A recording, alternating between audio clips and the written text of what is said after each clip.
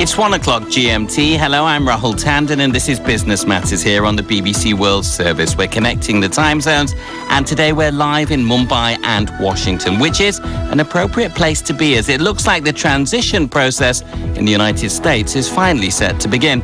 And as there's more coronavirus vaccine news, the British Prime Minister Boris Johnson announces an end to the lockdown in England at the start of December, but says there are still difficult days ahead. It will be months before we can be sure that we've inoculated everyone that needs a vaccine.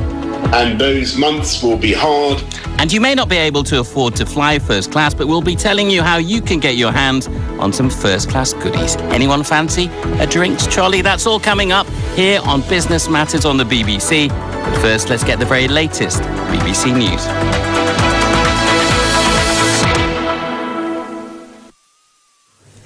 Hello, I'm Chris Barrow with the BBC News. President Trump says he's given the go-ahead to begin a transition with President-elect Joe Biden's administration, despite plans to continue his legal challenges to the election result. He said he was recommending that the federal agency in charge of the transition, the GSA, do what needs to be done. From Washington, Nomya Iqbal reports. This is probably the closest it gets to Donald Trump conceding. It has been 2 weeks since Joe Biden was projected to be the winner of the US election. But the head of the General Services Administration, Emily Murphy, had refused to sign the document that would release millions of dollars in funding, office space and classified intelligence briefings to his team. Tonight, in a series of tweets, Mr. Trump praised Mrs. Murphy, his appointee, for her loyalty. But he was now recommending that her team did what needed to be done with regard to initial protocols and that he told his officials to do the same. Joe Biden has begun naming who he wants to move into key government roles when he's sworn into office in January. The former Secretary of State, John Kerry, will act as a special envoy on climate. 4 years ago, Mr. Kerry signed the Paris Climate Agreement on behalf of the US, but President Trump pulled the Americans out of the deal. The Ethiopian government has called on residents in the capital of Tigray province either to leave or help defeat the TPLF opposition who control the city. A spokesman said government tanks are preparing to attack if TPLF forces don't surrender by Wednesday. Here's our Africa editor, Will Ross. The TPLF leader in charge of the Tigray Regional Administration admitted that towns had been captured, but Debretsion Gebremichael denied the government's assertion that his forces were facing defeat. And in a blunt rejection of Prime Minister Abiy Ahmed's call to surrender by Wednesday, Mr. Debretsion said his people were ready to die in order to defend their right to administer the region. More than 40,000 people have now fled across the border into Sudan. Sweden, which had been one of only a few Western nations to avoid an official lockdown to fight the coronavirus pandemic, has introduced stricter measures. It follows a sharp increase in cases. From Stockholm, Maddie Savage reports. Concerts, sports competitions and demonstrations are amongst the events that only 8 people or fewer are now allowed to attend, with fines or even prison sentences for those who break the rules. The ban doesn't include private gatherings, so you could still have friends round for dinner or go to a bar together, but Prime Minister Stefan Löfven has called on Swedes to show self-discipline and make it the new norm to stop socialising with people they don't live with. There is a noticeably tougher tone from politicians as Sweden prepares for a long, cold winter. Maddie Savage. This is the latest world news from the BBC. Spain's royal palace says King Felipe is self-isolating after coming into contact with a person who tested positive for the coronavirus. The palace said the king had suspended all official activities for the mandatory 10-day quarantine period. Saudi Arabia has confirmed that a rocket attack launched by Houthi rebels in neighbouring Yemen caused a fire at one of its fuel distribution centres. Officials said the blaze in the early hours at the plant in the city of Jeddah had been put out and there were no injuries. The Houthis often launch rockets into Saudi territory, but most are shot down before they can do any damage. The American money transfer company Western Union has ceased its operations in Cuba and has closed more than 400 bureaux across the country, following months of pressure from the Trump administration. The measures will have a huge impact on the incomes of thousands of Cuban families who rely on remittances sent from relatives in the United States. President Miguel Diaz-Canel has accused the US of deliberately targeting ordinary Cuban families. China has launched a mission to try to retrieve rock samples from the moon. Its robotic Chang'e 5 spacecraft blasted off on a Long March 5 rocket early on Tuesday morning, Beijing time. With the latest for us, here's Jonathan Amos. 3, 2, 1, ignition. Another launch and another moon mission for China. At first, it was just satellites, then landers and rovers, plus a remarkable first just last year when engineers directed a probe to the moon's far side. But Chang'e 5 is altogether more complex. This multi-part robotic spacecraft has to land, scoop up samples, blast them into space to transfer them over to an Earth return vessel, and then see them land safely in Inner Mongolia. And that's the latest BBC News.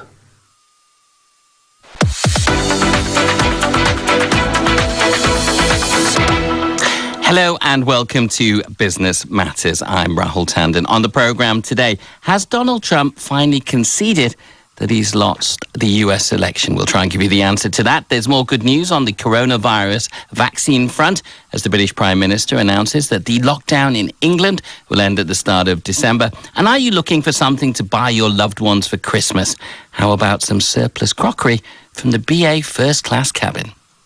Plates, soup bowls, butter dishes, champagne flutes, brandy glasses, bedding as well, so you've got some duvets and blankets. There are lots of things for you to choose from. I'll be joined throughout the programme by two guests on opposite sides of the world. We have Jeanette Rodriguez from Bloomberg, who's in Mumbai. I'm going to make a confession here to you, Jeanette, that Mumbai is my second most favourite city in India, after Kolkata, because I think Kolkata's got better food. Is that a fair comment? Well, I love Calcutta food, Rahul. Absolutely love it. So I wouldn't blame you on that. Yeah, but there's a lot about Mumbai that we all love, isn't there? And joining us as well is Peter Marisi, who's a columnist, economist, professor of the University of Maryland, and he's in Washington. Did I miss anything out there? What a good CV you have, Peter. Oh, I think we're just fine with that. Yeah, happy? It's nice to be with you again. It's always a pleasure to have you on the programme, and Washington really is the place for news because in the last hour a key US government body, the General Services Administration, has published a letter to Joe Biden saying that his transition as president-elect can now formally begin.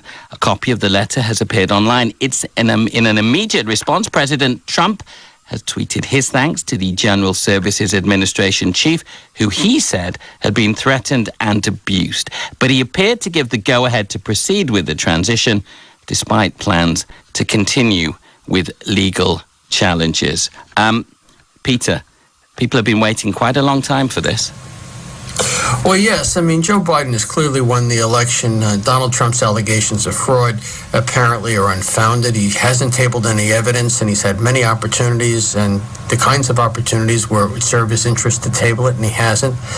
I think we're all a bit relieved. I mean, whether we voted for Mr. Biden or Mr. Trump, Mr. Biden has won. He's a reasonable guy. He's a solid person, and we all look forward to the transition. Relieved, you say there. Surprised that it's finally happened, because it looked for a stage like Donald Trump was really going to dig in here. Well, he hasn't conceded yet, but neither is Stacey Abrams on the Democratic side for losing in Georgia in 2018. I mean, that seems to be the thing these days. If you lose a close one, you sulk a lot, but in the end, you walk off the stage. It's not that much of a handicap, though, that this has taken a few weeks, because the Biden administration that is emerging is basically the second team, the sophomore class of the Obama administration. They're now seniors, and they're going to take over. They know their way around the government very well.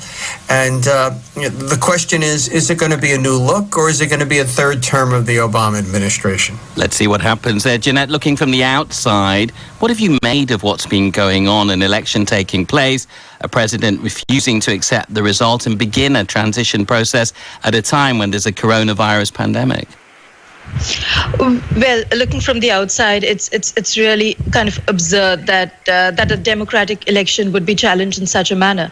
But Trump has come as close to conceding as he probably will, Rahul, while of course, letting the transition continue in peace. So this seems to be a concrete step that Trump is stepping back from his challenge. Well, as Peter mentioned there, the US President-elect Joe Biden has been forging ahead with choosing his cabinet, despite President Trump's continued but so far unsuccessful attempts to overturn the election results in court. According to the Wall Street Journal, he'll nominate Janet Yellen, a former head of the Federal Reserve, as his Treasury Secretary. I've been getting reaction to her appointment from Samira Hussain, our America business correspondent. She's considered someone who is politically very safe. So by that I mean she's palatable to Republicans. Remember, the position of Treasury Secretary has to be, the person is nominated, of course, by the president-elect, but it then has to be approved by Senate. Senate will likely remain in Republican control. So it was really important for Mr. Biden to pick somebody that Republicans would, in fact, confirm. And she is that person. If you look at sort of her track record, there is a belief that she's going to be able to achieve bipartisan compromise, especially at a time in which you see that Congress is very divided. But a tough job ahead of her, because when she takes up that post, there are huge economic challenges ahead of her. She is dealing with an economy that this country has never seen before. A lot of issues for her to deal with. But she comes with an incredible economic pedigree. She has spent decades in public service. She was vice president of the Federal Reserve before she became chair of America's central bank. And if her nomination if she becomes confirmed, she will be not the first woman, but the first person to ever hold all three key economic policy positions. So head of Treasury, head of the Federal Reserve, and head of the White House Council of Economic Advisors. What sort of Treasury Secretary are we expecting her to be from what she's done in the past? She's somebody who's talked passionately about tackling inequality, looking at making sure economic policies work for the workers. Absolutely. And even, as late as late September, we heard from her saying just how important it was for Congress to start spending money because the economy absolutely needs it. Now, remember, before the election, we were trying to see if Congress was going to be able to negotiate a new spending bill to help Americans that are really suffering in this pandemic. And so what many are hoping is that she's going to be someone who's going to be able to negotiate some sort of deal to immediately help Americans. And look, if you look at her track record as, or look at her tenure as head of the Federal Reserve, she guided over historically low interest rates and very much improving labor market. But it's not going to be an easy job to get that stimulus through, because there will be opposition from the Republican Party about the amount of money she may want to spend. Absolutely. I think that's very true. But I think if you look at the way the Treasury Secretary right now has been governing, he's been able to balance the fact that, he is with the Trump administration. I'm talking about current Treasury Secretary Steve Mnuchin, and he's still been able to work with Nancy Pelosi, who is the head of the House. So it is a difficult job because you have to negotiate with so many different parties. But I think that because she has such a proven track record of working under different political administrations, that it is, in fact, something that she would be well suited for. And last question, Samira. 231 years it's taken to get a woman in charge of the Treasury. About time, some would say. Absolutely. It's funny. I was actually having this conversation with my husband, who is also a financial journalist, and we were just talking. And there really seems to be a bit of a change when it comes to economic positions and positions on Wall Street. If you look at the head of the two major stock exchanges here, they're both being held by women. The future the future CEO of the next big American bank is also going to be a woman. So there really seems to be a real sea change. And as a woman who is working in financial journalism, it really does feel very nice to report on this one story. There's Samira there, as always, from New York. Peter, It's going to be a tough job for Janet Yellen, really, though, isn't it? I know she's dealt with the recession before, but this is a huge challenge in front of her, particularly if the Republicans hold on to the Senate following those runoffs and those elections in Georgia. I actually think she's in a tougher position than Stephen Mnuchin was in. After all, Donald Trump had the Senate, but the Democrats had the House. And Mnuchin was really negotiating on behalf of the Republicans. But the problem was that he really couldn't speak for them because the Republicans have a hard right wing in the Senate that doesn't want to spend a whole lot of money. It's that simple. Now, Janet Yellen's going to be speaking for the Democrats with Mr. McConnell, the majority leader. But she's got on her side a radical left group in the House that wants to spend lots of money, more money than anybody considers reasonable, normal, or required. I can give you concrete examples of where some of their proposals are. She's somebody who's in more in the center, isn't she, than some others that Mr. Biden could have appointed? If you asked me that question 10 years ago, I'd say she's on the radical left. Her and her husband are the Nancy Pelosi of economics. They are very liberal. But we're asking you the question now. As we understood that to be before the last 4 years. But now a more radical group has emerged in the House that has labeled itself socialist. And so it's kind of like the hard left in European continental politics. And so she's caught in between them. And it's a very, very difficult thing to do. The other thing we don't know is who's going to be the chairman of the National Economic Council in the White House, because often that's where the power base is. Who gets to negotiate, who has the power, is really a function of who the president picks, between the Treasury Secretary and the person in that job. That position was established by Bill Clinton and first occupied by Robert Rubin, who was terribly powerful. So my feeling is it's going to be an interesting situation. It is going to be. I want to go to Jeanette very quickly before we get the news headlines. Important to see a woman in this position. India's finance minister, Nirmala Sitharaman, is a woman, and we're seeing great progress in India in finance as well. We've got a long way to go, though. A long way to go. In fact, we've lost several of our top women bankers. In India, in the financial space, was quite progressive, even more so than the US. Until quite recently, we've lost some top female bankers. Yes, it's important to see a woman. It's about time. It's 2020. And really, Janet Yellen, well, the fear from Wall Street was that it could be somebody more radical, like another woman, Elizabeth Warren. And Janet Yellen really seems to be the middle path that Biden has chosen. Thank you very much for that. Jeanette, let's get the latest news headlines now from a very patient Chris. President Donald Trump says he's given the go-ahead to begin a transition with President-elect Joe Biden's administration, despite plans to continue his legal challenges to the election result. Mr. Biden has begun naming his choices for key government roles, suggesting major US policy shifts after he becomes president in January. And the Ethiopian government has warned residents in Tigray's main city to leave, saying time is running out for TPLF opposition forces to surrender. Thank you very much indeed, Chris. Let's move to a story now that's dominating the news headlines here in London, because the British Prime Minister, Boris Johnson, has confirmed that England's second coronavirus lockdown will end on December the 2nd. Mr. Johnson told Parliament the virus was still widespread and that this Christmas would not be normal. The Prime Minister said the development of vaccines would make lockdowns redundant in the future, but for the moment, people need to be cautious.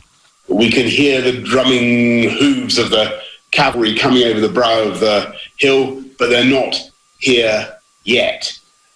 Even if all three vaccines are approved, even if the production timetables are met, and vaccines notoriously fall behind in their production timetables, it will be months before we can be sure that we've inoculated everyone that needs a vaccine.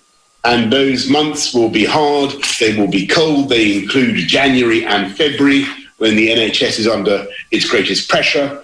And that is why when we come out of lockdown next week, we must not just throw away the gains we've all made. It is the season to be jolly, but it is also the season to be jolly careful. Mr. Johnson made the announcement on the day that the Swedish-British drug company AstraZeneca and Oxford University released data on the efficacy of their coronavirus vaccine. Trials suggest it can almost be effective as two other vaccines already shown to work by the US firms Pfizer and Moderna, and it's cheaper. The British Prime Minister Boris Johnson says it's an important day in the global fight against the coronavirus. I think that we're doing a great thing by supporting the Gavi and the COVAX initiative. It's very important that the UK should be leading around the world in making sure that people get vaccines equitably in some of the poorest, neediest countries in the world. AstraZeneca and Oxford University say their vaccine will be provided on a not-for-profit basis whilst the pandemic lasts. Mene Pangolas is an executive vice president at AstraZeneca. Well, the agreement we have with Oxford, and the reason we got involved in this vaccine is because we really thought we could have an impact in making, one, helping develop the vaccine, but then two, also helping with the manufacture and distribution because of our global scale and our ability to do these things, obviously, as we do for our other medicines. But the agreement that we put in place with Oxford was that during the pandemic, we would do this at not-for-profit, so at cost. And that is indeed what we plan to do, and we're very pleased to be doing so. Unlike the Pfizer and Moderna vaccines, the AstraZeneca version does not need to be kept at sub-zero temperatures. It can be stored in ordinary refrigerators, making it easier to transport and for stocks to be held at pharmacies and doctors' surgeries. Professor Teresa Lambe is an immunologist from the Jenner Institute in Oxford, which was also involved in the vaccine's development. First and foremost, I think we're going to need more than one vaccine. I think we're probably going to need more than 3 vaccines. So this has really got to be a collaborative worldwide approach to getting enough vaccine to be able to make an impact in all the countries that need it. We are committed to generating 3 billion doses next year. We're also committed to getting these doses to people that need them in low to middle income countries. And I have to say that without our partners, AstraZeneca and other partners around the globe, including the UK and India, we wouldn't be able to do it on our own. Jeanette, we heard there the mention of India and Indian partners. They're talking about the Serum Institute, which is not very far from where you are in Mumbai. So this is an important development for India as well. Yes, absolutely, Rahul. In fact, India is the big hope if they need to produce the vaccines at scale. Really, India is the only country with the manufacturing facilities already ready to really churn out these vaccines at the pace the world needs it. The Serum Institute, of course, is doing it. They're very, very respected. They've been around a long time in this business, and they've committed to really dealing with those vaccines. Yesterday, in fact, the chief of the Serum Institute was on TV in India, and he said they would be selling it to the government in India for about 250 rupees, which is an extremely reasonable rate for even a country like India. That's about $3, isn't it? Yes, about that much. Of course, the problem, Rahul, is vaccine nationalism. How many other governments say they want first handle on it? And what about India itself and its ability to vaccinate 1.3 billion people? Does it have the cold storage facilities it needs? That's going to be a huge challenge, isn't it? That's probably going to be the biggest challenge, Rahul. India has got a very well-oiled infant vaccination system, but of course this is different. There's some talk that Prime Minister Modi will actually use the election method. The way you get adults into an election booth, the same mechanisms. India, of course, has a very well-oiled system of holding elections, and they would use the same method to get adults vaccinated. And really, in this regard, the fact that the Astra vaccine can be transported at with a normal cold chain, that's a blessing.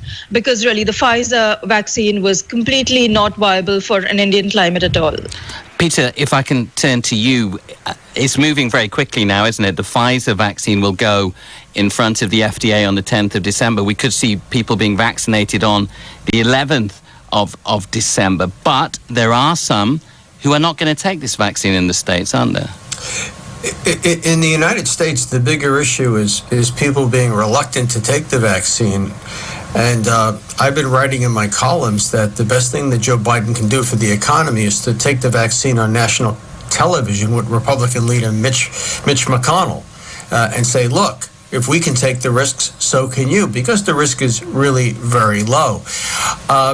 Peter, can you give us an idea, our listeners? How many people are we talking about, do you think? Is it a substantial minority here? Well, it's a bit more than that. Pew Trust, which is a very reliable polling group, and it's hard to find one these days, estimates that about 51% of the population is happy to take the vaccine. About, I guess it was 35 or 38 don't want to take the vaccine, and the balance are ambivalent. So up to half of the population doesn't want to take this thing. There's been a growing anti-vaccine kind of undercurrent in the United States. Where does that come from, not science-based. And it's unfortunate. Where does it come from? Because it really, we've been through this sort of thing before. Mass vaccinations don't pose a threat. So why do people think that way? Why is that movement growing in the States?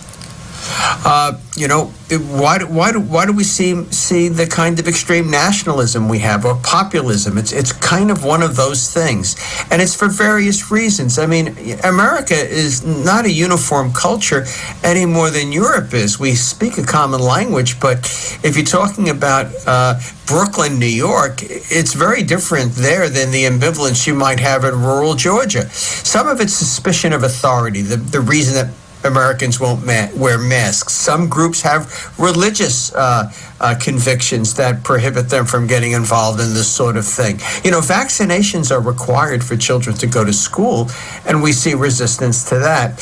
But in terms of getting it out, I would suggest that the Oxford vaccine is probably not going to be the winner in the United States. We can do the deep freeze stuff, and the vaccine, the Pfizer vaccine, is just more potent.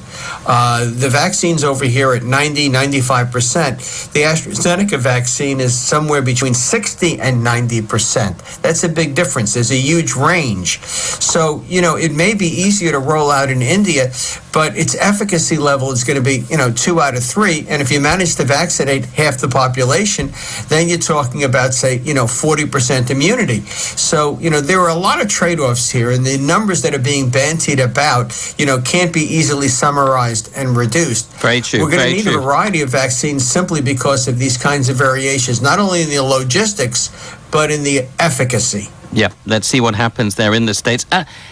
Peter raises an interesting point. Are there similar concerns in India, Jeanette, about taking the vaccine? I know in South Asia we've had problems in polio in Pakistan, but never that many problems in India.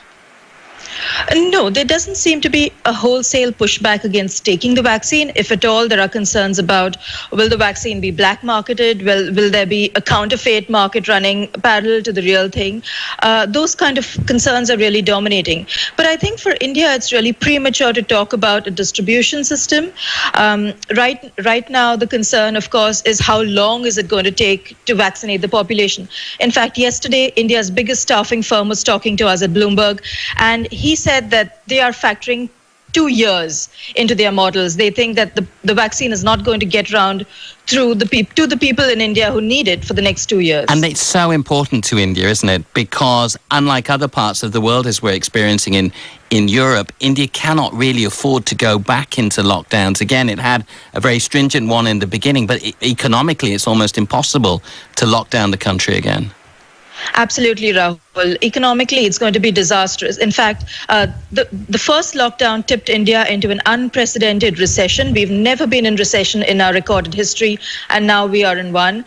And really, it's going to be unpalatable for any politician in India to put India back into lockdown.